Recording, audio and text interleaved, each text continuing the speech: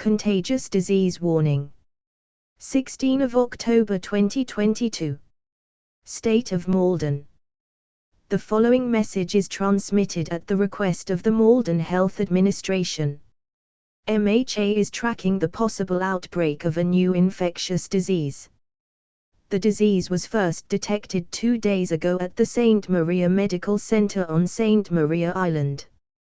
At this time several hundreds of people have been hospitalized and 64 known deaths by this new disease.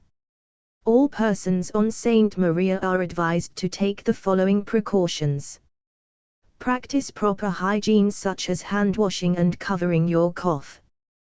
Keep an eye out for possible symptoms of the disease which may include but are not limited to coughing, sneezing, headache, nausea, vomiting, and a fever of 42 degrees or higher.